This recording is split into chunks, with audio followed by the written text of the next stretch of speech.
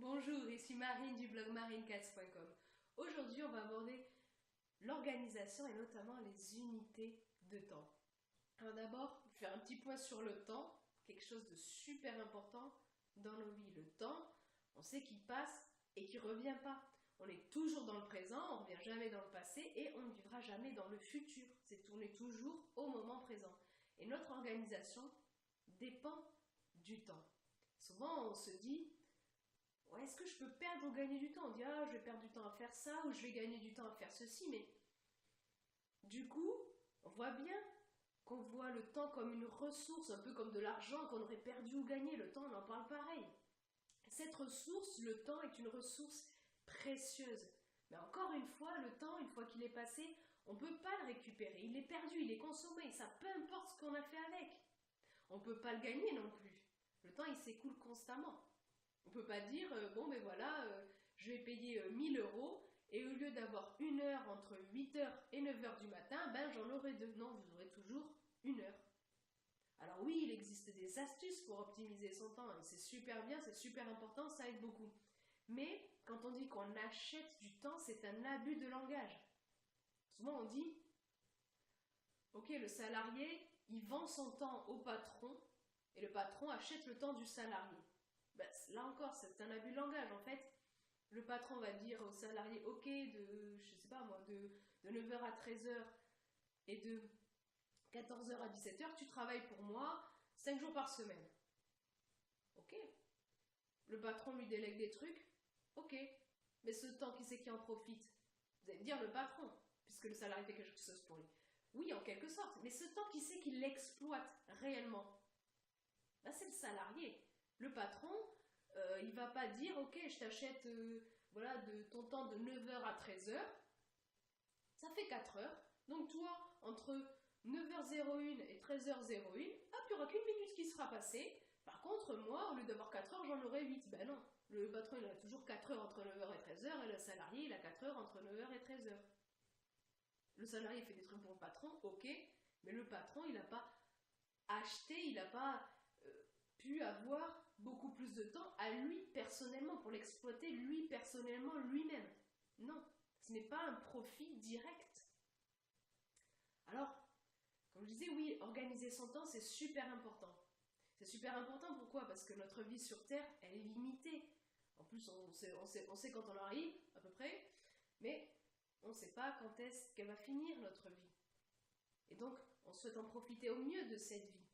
Et de plus en plus, l'organisation, le temps, c'est une question cruciale dans notre société. D'autant plus qu'on est dans une société de surconsommation de biens et surconsommation de temps. Parce qu'on nous dit, il faut toujours faire plus, toujours plus vite. Et nous aussi, on est là, ah oui, il faut que je fasse plus, toujours plus vite. On nous conditionne à ça, dès qu'on est petit. Tout le temps, les médias, tout, l'entourage, tout. Mais est-ce qu'on veut vraiment ça? Est-ce qu'on veut vraiment faire toujours plus vite? C'est une question qu'on peut se poser. Pour en revenir au sujet de départ, moi je vous propose de planifier avec les unités de temps. C'est déjà quelque chose que vous faites, mais peut-être que vous n'utilisez pas assez.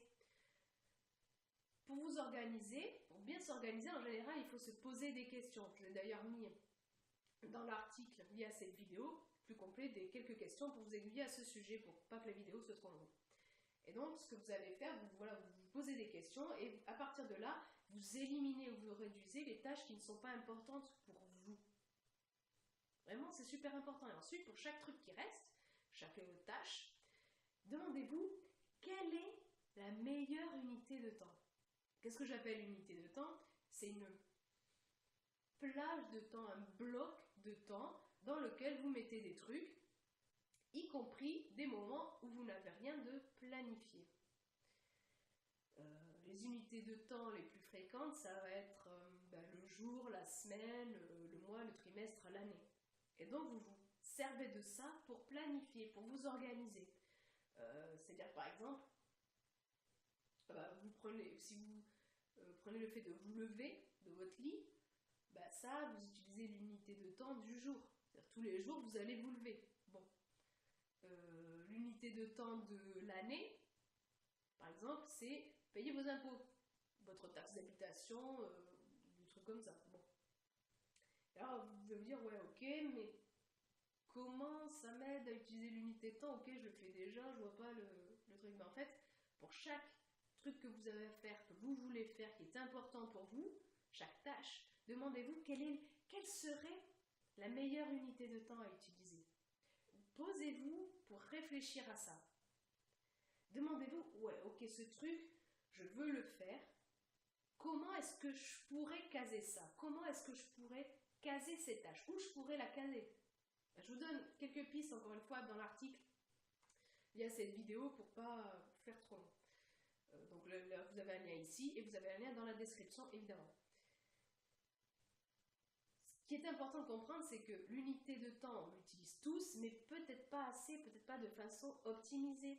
Et les unités de temps, ça ont des atouts énormes. Ça vous permet de profiter au mieux de votre temps, de ce qui compte pour vous, parce que vous l'avez planifié, c'est un truc simple. C'est super simple l'unité de temps, parce qu'en fait, ça réduit énormément les listes de tâches. Je ne sais pas si vous avez des listes de tâches, mais j'imagine que si vous en avez, des listes de tâches, vous n'écrivez pas dessus. Il faut que je me lève, il faut que je me lave, il faut que j'aille déjeuner, il faut que je prenne mes clés, ensuite que j'aille dans ma voiture, ensuite pour me rendre au travail. Vous n'écrivez pas toujours, vous le faites automatiquement. Pourquoi? Parce que c'est des routines, des habitudes. Et lorsque vous utilisez consciemment, avec réflexion, les unités de temps pour un maximum des trucs que vous avez à faire, eh bien, bon, au début, ça vous demande un peu d'effort, ok, vous devez réfléchir, ok, où est-ce que je pourrais caser ça, machin, quelle unité de temps utiliser. Ensuite, vous devez intégrer ces habitudes, ces routines, mais ensuite, ben, ça roule tout seul. Vous n'avez pas à vous en préoccuper, vous n'avez pas à décider chaque jour, ok, là, qu'est-ce que je vais faire, machin. Non, vous le savez parce que vous l'avez planifié avec les unités de temps. Ça va de soi. Et éliminer la décision, le plus vous éliminez le fait de prendre des décisions tous les jours, le plus vous vous sentirez mieux. Ça c'est certain, on a une capacité en fait de décision limitée dans la journée. Donc si vous devez en prendre pour X, pour Y, après votre capacité, elle s'envole et ça devient beaucoup plus difficile pour avancer. Donc là, les unités de temps, la planification par les unités de temps, ça vous aide à ce niveau. Ça rend votre organisation plus facile. Par exemple, lorsque vous avez des sollicitations extérieures, si, je sais pas, le truc Muche, il vous demande de faire ça à tel moment et que vous avez planifié avec les unités de temps un truc, un bloc de temps à ce moment-là, eh bien vous dites, bah non, là écoute, je suis pris, j'ai déjà quelque chose. Tandis que si vous avez prévu, vous dites, ah oui, il faut que je fasse ça, et que truc Muche, il vous demande un truc, vous vous étiez dit, ah ouais, je le fais peut-être à ce moment-là, mais bon, truc Muche, il vous demande, donc vous dites, ah ben oui.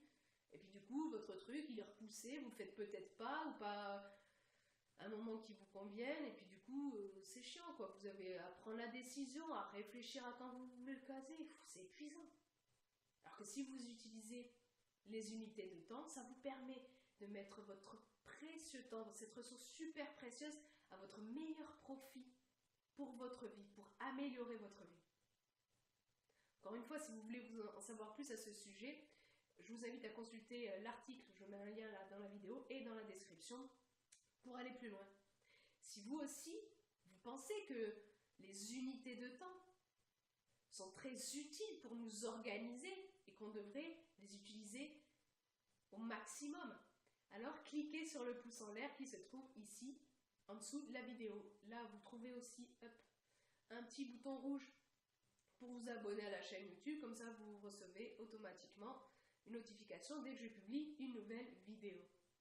Je vous mets également ici un lien si vous voulez faire partie de mes contacts et télécharger et recevoir gratuitement mon livret sur l'estime de soi. Je vous propose aussi d'ailleurs, vous pouvez également cliquer sur le i comme info ici pour le télécharger ou dans un lien dans la description. Sur ce, je vous souhaite une excellente journée. Organisez-vous bien avec les unités de temps et soyez vous-même. À très vite.